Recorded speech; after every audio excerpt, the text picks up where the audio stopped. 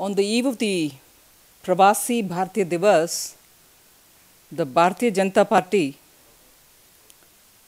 wishes that the event happens successfully and meets with the expectations of all the overseas Indians who are coming over to participate in it.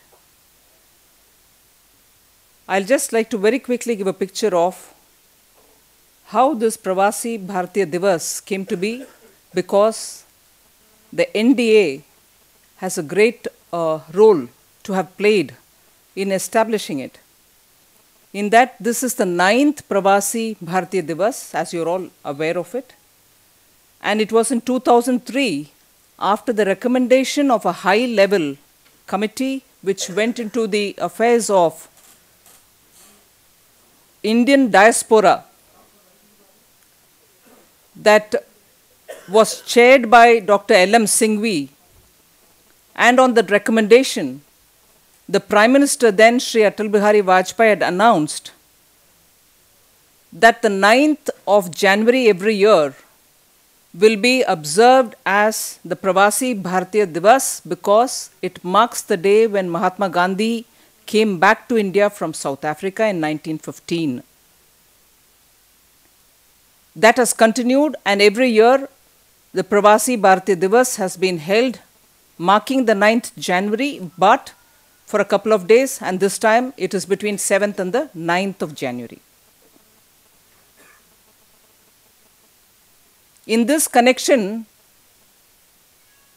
in December 2011, the Bharatiya Janata Party's overseas friends of BJP, which of course here you have the well-known representative Shri Vijay Jolly, had conducted a study in 5 cities of the USA, covering about 2,000 people on an online survey, which looked into how our consular offices and the embassies function in the United States of America.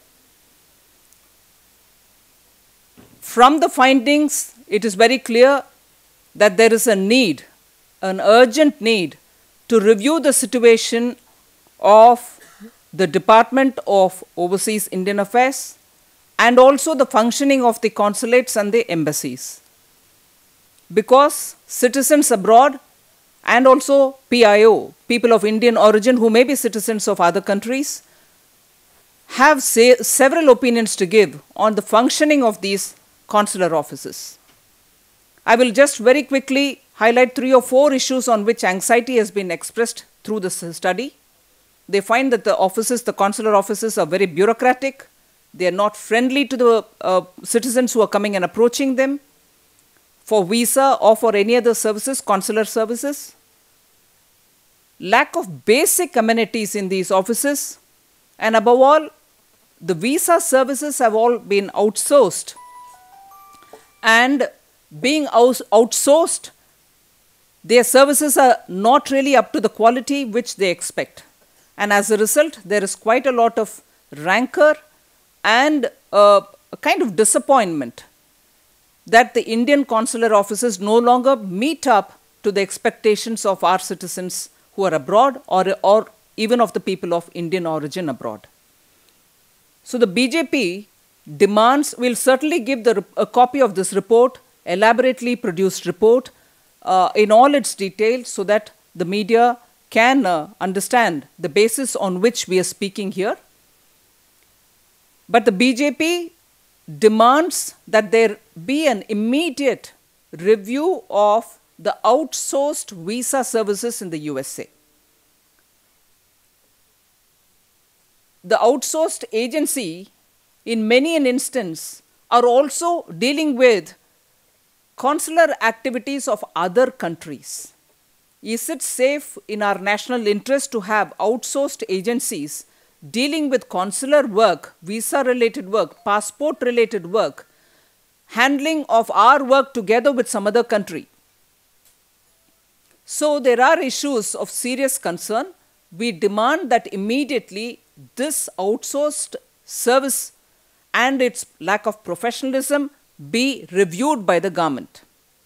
Second, we also wish that in this context, that Government of India review the way in which our embassies and its consular offices are working, because I think today embassies, particularly of an emerging economy like ours, should look futuristic and serve with futuristic ambitions. We find that there is a need now that nearly 8 years have passed after the Department of Overseas Indian Affairs has been established. Its role has been becoming widened and also very clearly expanding. We want this department's activity also to be reviewed by the government, and at least by the next year, hopefully, we will have some kind of a improved service for citizens all over the world rather than just the USA. This study of ours relates only to the USA, but maybe we need to have a complete review of all our consular activities everywhere. The need for us to review is also highlighted by the fact that in the case of Tri-Valley University problem, which the media had also taken up, the BJP had taken it up in a very big way, showed how the embassy was there, but after a lot of time lag. Similarly, on attacks on Indian businessmen in China or on issues related to students in Australia, there has been a clear want of clarity in the way in which the consular officers have dealt with the affairs.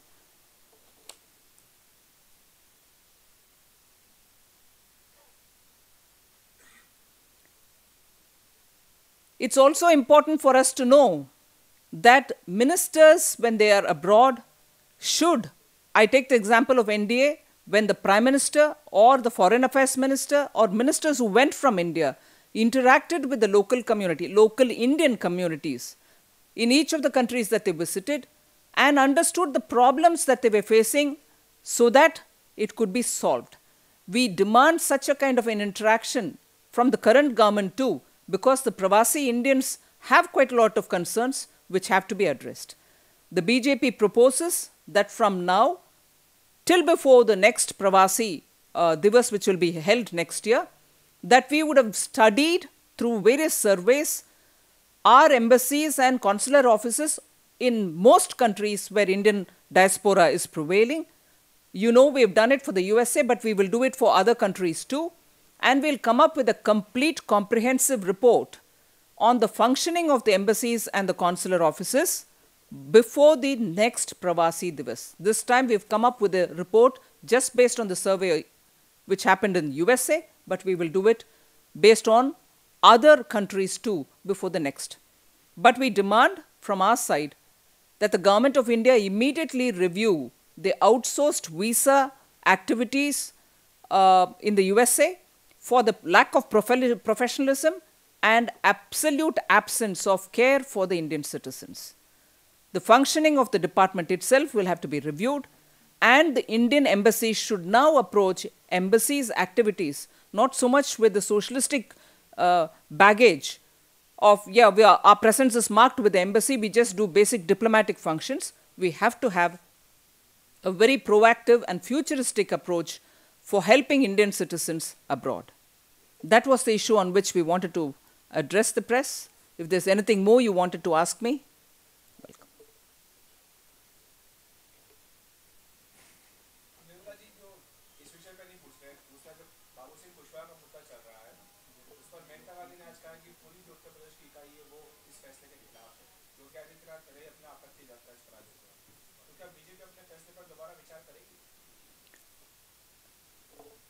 You've asked me a question on which I'll first give an English answer.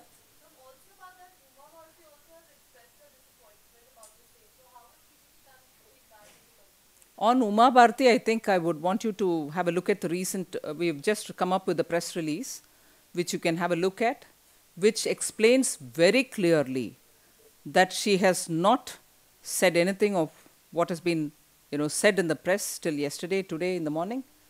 She has in fact called it baseless, and that she will indeed be campaigning for the BJP, addressing rallies as decided earlier. So from 9th January. There's no change in her program.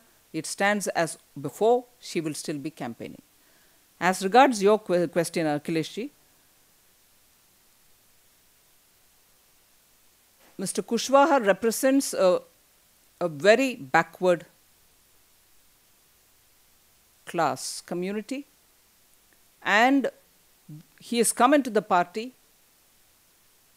The party has received him, but joining the party is no immunity for anything on which the course of law will take its full course.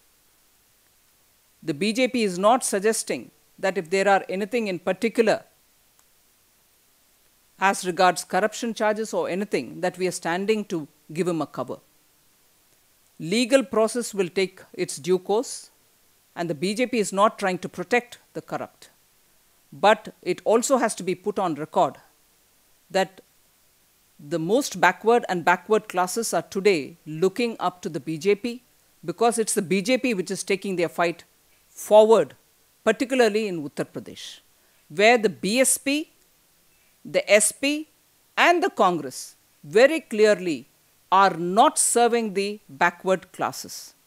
The OBCs have been very upset with them, and today they are looking towards the BJP to take up their cause and fight and move forward. As a result, in fact, let me remind you, in Bundelkhand, where Sri Nitin Gadkari went for 2 rallies, nearly 10,000 people from the OBCs have joined the BJP. So, very clearly in Uttar Pradesh, being upset by the appeasement policy, the minority appeasement policy of SP, BSP and the Congress, the OBCs feel that their benefits are being denied, taken away from them in order to appease the minorities. And as a result, today, the OBCs are coming towards the BJP because we are very clear on our fight for the OBCs. And therefore, here, if Mr. Kushwaha or many others from the OBC are coming over to the BJP, we'll certainly receive them. But that does not mean that we are protecting them in anything against corruption. We are not protecting them in their misdeeds, if any. And if the law finds it, we'll certainly take any action at that time. But for the moment, we are looking at not protecting the corrupt, but we are looking at serving the backward classes who have been completely let down by the SP, BSP and the Congress. And in Uttar Pradesh particularly, the BJP has now come to be identified with a political party which takes this cause seriously. And therefore, you find a lot more of OBC leaders coming to BJP. And therefore, it is in this context that I wish you look at this whole process.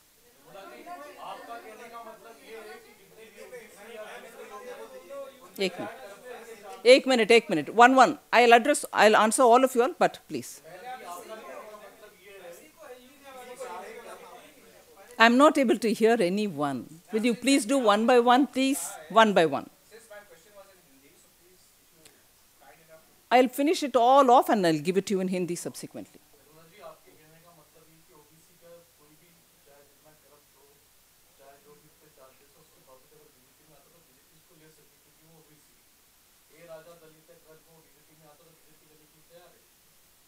I don't think I want you to look at it in that kind of a cynical fashion.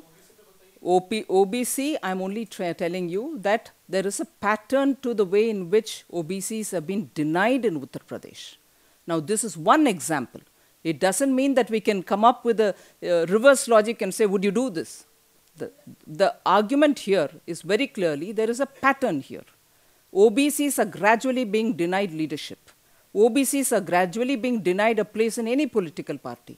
As a result, here you find one OBC who's come to the BJP. So there are many others within the BJP already. But here is a case where you're finding that a pattern is emerging in Uttar Pradesh, and I've tried elaborating it. So if you have come with a reverse logic, it doesn't hold good and it doesn't work that way.